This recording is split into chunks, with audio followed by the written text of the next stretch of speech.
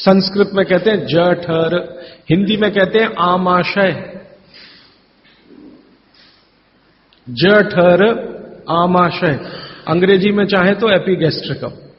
तो ये जो जठर स्थान है, भागवत जी कहते हैं कि इसमें अग्नि प्रदीप्त होती है, उसी को कहते हैं जठराग्नि। जठर अग्नि, जठराग्नि। तो वो कहते हैं कि जो आपका जठर स्थान है, इसमें अग्नि प्रदीप्त होती है, और भोजन जो कुछ भी आप करते हैं वो पहले जठर में ही जाता है, आमाशय में इकट्ठा होता है, वहां अग्नि प्रदीप्त होती है। वो अग्नि भोजन का पाचन करती है। यह है महत्व की बात। अब अग्नि प्रदीप्त हुई, आपने भोजन किया, अग्नि प्रदीप्त हुई। और भागवत जी इसके लिए एक सुंदर श्लोक लिखा है, लंबा है लेकिन हिंदी में बताता हूं। वो ये कहते हैं कि खाते ही अग्नि प्रदीप्त होती है, ऐसे ही जैसे आप बिजली के स्विच को ऑन करते ही लाइट जलती है। ये ऑटोमेटिक है, अपने आप होती है। आपने रोटी का पहला टुकड़ा मुंह में डाला और जैसे ही टुकड़े को चबाना शुरू किया, लार बनना शुरू हुआ, तुरंत अग्नि प्रदीप्त हो जाती, पहले ही टुकड़े में। तो ये अग्नि प्रदीप्त हुई।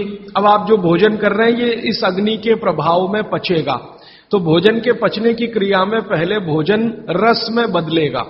पहले पेस्ट बनेगा, जैसे टूथपेस्ट की कंडीशन होती है वैसा बनेगा, लुगदी जैसा। फिर उसमें से रस बनेगा, फिर रस में से सब कुछ बनेगा। तो वो कहते हैं कि आपने जैसे ही भोजन किया, अग्नि प्रदीप्त हुई। अब ये अग्नि भोजन को पचा रही है, और आपने भोजन पूरा करते ही पानी पी लिया, गट गट गट गट गट गट। तो क्या हुआ? अग्नि शांत हो जाएगी। आपके रसोई गैस में चूल्हा जल रहा है गैस का, और जलते हुए चूल्हे पर पानी फेंकिए तो बुझ जाएगा। अग्नि का पानी से मेल नहीं है, दुश्मनी है। तो आपके पेट में खाना खाते ही अग्नि जल रही है। अब आपने पीछे से गिलास 2 गिलास पानी पी लिया। कोई कोई लोग तो लोटा भर के पी लेते हैं, कई कई लोग तो भोजन से ज्यादा पानी पी लेते हैं। तो ये जो पानी गया, इसने अग्नि को शांत कर दिया। अब अग्नि शांत हो गई तो फिर भागवत जी कहते हैं भोजन पचेगा नहीं, वो सड़ेगा।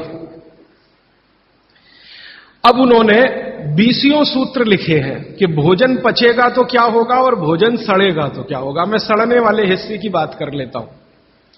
वो कहते हैं कि भोजन अगर सड़ना शुरू हुआ तो सबसे पहले गैस बनेगी, वायु बनेगी, वायु। और ये वायु आपकी जिंदगी हराम कर देगी। और ये वायु की तीव्रता जब बढ़ेगी तो गले में जलन होगी, छाती में जलन होगी, पेट में जलन होगी। फिर और ज्यादा तीव्र अगर ये हो गई वायु तो ये शरीर में जाएगी, घूमेगी, क्योंकि वायु को पकड़ना मुश्किल है, जहां स्थान मिलता है वहीं जाती है। तो ये वायु पूरे शरीर में घूमेगी तो सिर घूमेगा, आपको चक्कर आएंगे, सिर में दर्द होगा, पीठ में भी दर्द हो सकता है, हृदय स्थान पे भयंकर दर्द हो सकता है। कई बार तो इतना दर्द होता है कि आपको लगेगा कि हार्ट अटैक आ गया, लेकिन वो वायु का दर्द है, हार्ट अटैक नहीं। और ये जो वायु बनी भोजन के सड़ने से, इसी वायु में से भागवत जी ने सूची बनाई है कि 103 रोग पैदा होंगे। 103। सबसे पहला रोग है उसमें एसिडिटी, हाइपर एसिडिटी। ज्यादा दिन अगर आपने ये चक्कर चलाया पानी पीने का तो अल्सर, पेप्टिक अल्सर। और ज्यादा दिन चक्कर चलाया तो बवासीर, मूढ़व्याध, भगंदर, ये सब रोगों की सूची है। और अंत का एक रोग है कैंसर, कर्क रोग। 103वें नंबर पर उन्होंने लिखा है कर्क रोग। माने एसिडिटी से शुरू होकर आप कैंसर तक की यात्रा कर सकते हैं। तो वो ये कह रहे हैं कि जिस काम से वायु पैदा हो और वो वायु आपके सड़े हुए भोजन में से निकले, और बाद में भागवत जी कहते हैं, वो भी बता देता हूं, वो दूर का सूत्र है लेकिन यहीं पे ले आता हूं उसको, कि आपका जो भोजन सड़ेगा, इसको ध्यान से सुनिएगा, तभी भोजन में से, भागवत जी के शब्द दूसरे हैं, मैं आज के शब्द इस्तेमाल कर रहा हूं, तभी कोलेस्ट्रॉल बनेगा। सड़े हुए भोजन का ही बाई प्रोडक्ट है कोलेस्ट्रॉल। अगर भोजन का पाचन हुआ तो कोलेस्ट्रॉल शून्य रहता है, वो कोलेस्ट्रॉल जो आपको हानि पहुंचाता है। आप जानते हैं शरीर में दो तरह का कोलेस्ट्रॉल है, एक गुड और एक बैड। अच्छा कोलेस्ट्रॉल माने HDL, हाई डेंसिटी लिपोप्रोटीन। खराब कोलेस्ट्रॉल माने LDL और उसका छोटा भाई VLDL, very low density lipoprotein. तो भागवती जी कहते हैं कि ये जो खराब कोलेस्ट्रॉल है वो रक्त में तभी आता है जब भोजन पेट में सड़ता है। इसका माने जिनको कोलेस्ट्रॉल बढ़ रहा है या बढ़ा हुआ है वो ध्यान दें, उनको भोजन पच नहीं रहा, उनका भोजन सड़ रहा है। तो कोलेस्ट्रॉल बढ़ेगा तो हार्ट अटैक भी आएगा, कोलेस्ट्रॉल बढ़ेगा तो घुटने भी जड़ हो जाएंगे, सारी संधियां आपकी एकदम कड़क हो जाएंगी, आपको चलना फिरना मुश्किल हो जाएगा, 10 कदम चलना मुश्किल हो जाएगा।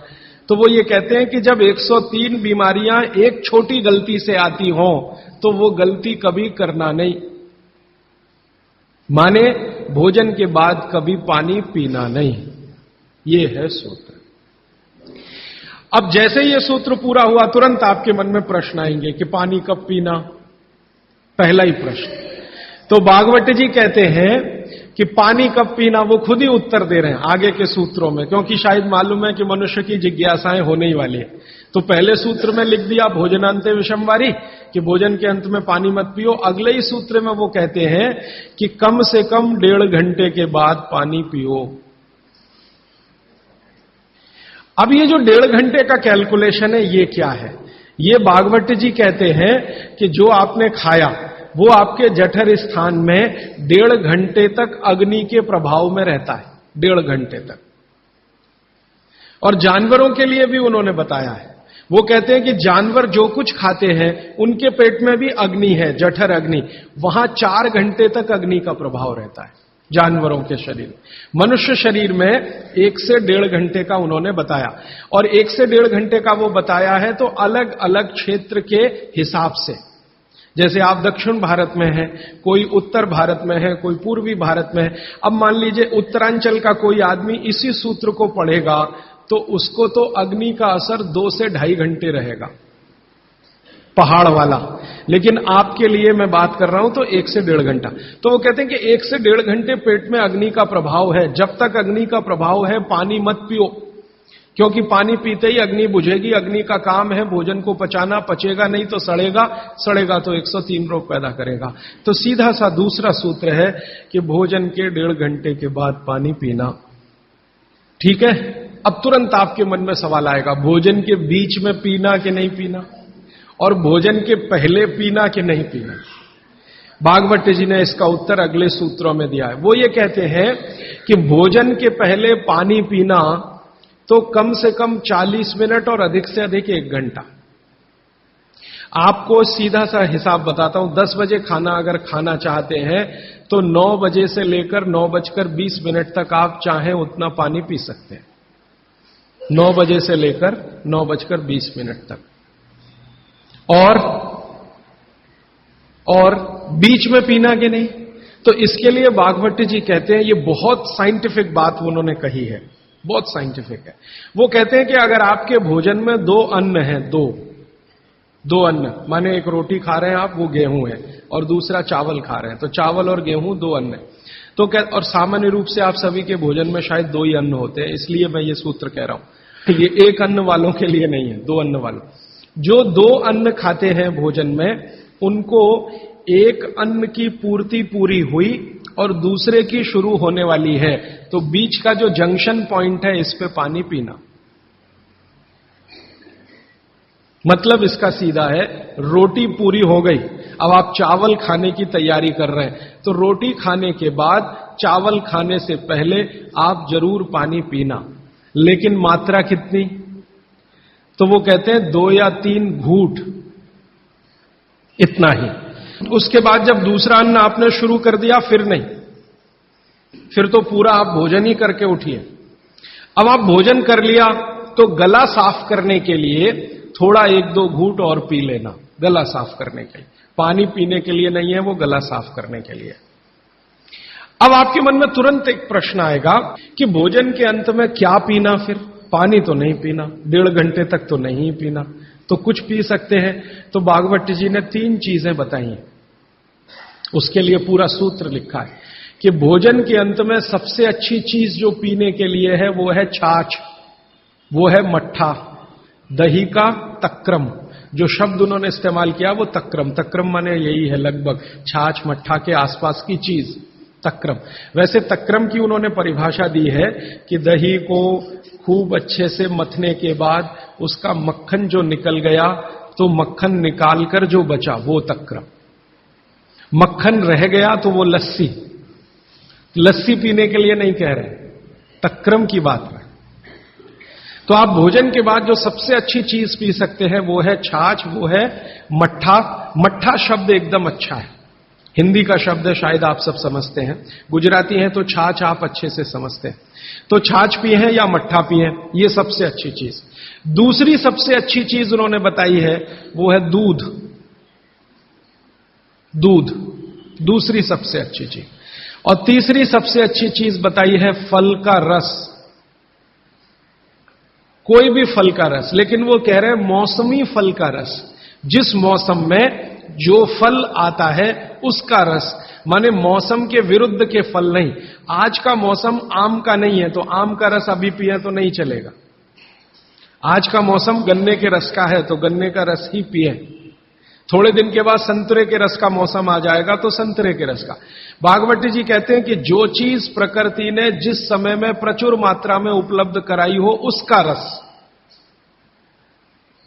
तो आप ये कहें कि कोल्ड स्टोरेज से लाया हुआ संतरा और उसका रस निकाला या मौसम्मी का रस, ये सर्वनाश करेगा, सत्यानाश नहीं, सर्वनाश करेगा।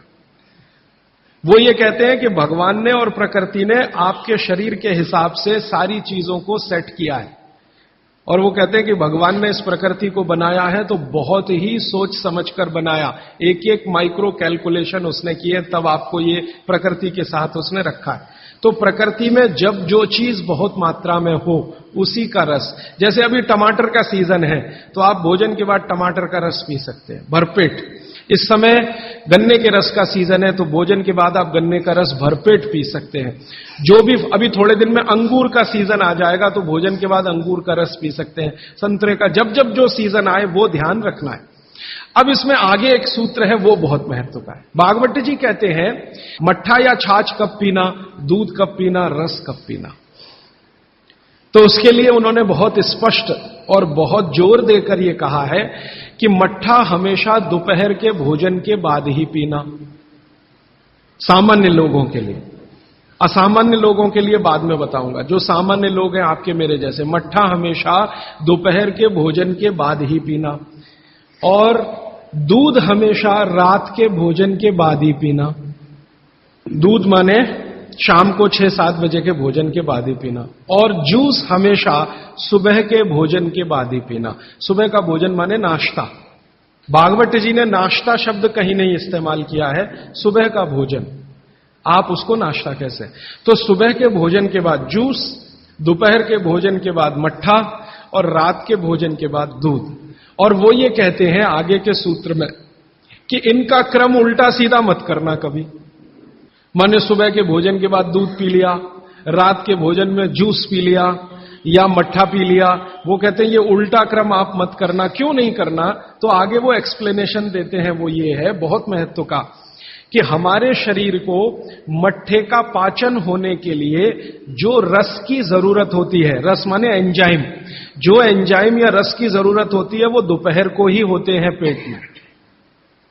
इसी तरह हमारे शरीर में दूध का पाचन होने के लिए जो रस की जरूरत पड़ती है या एंजाइम की जरूरत पड़ती है वो सूर्यास्त के बाद ही होते हैं, या सूर्यास्त के समय ही उनकी उत्पत्ति शुरू होती है।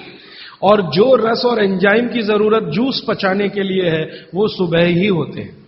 इसलिए आप नियम बना लो, ब्रेकफास्ट में जूस, लंच में मट्ठा छाछ और डिनर में दूध। बच्चों को भी यही नियम, बड़ों को भी यही नियम। अब आप कहेंगे हमारे बच्चे तो स्कूल जाते दूध पीकर जाते हैं, तो बदल दो, जूस पीकर भेजो या पिलाकर भेजो।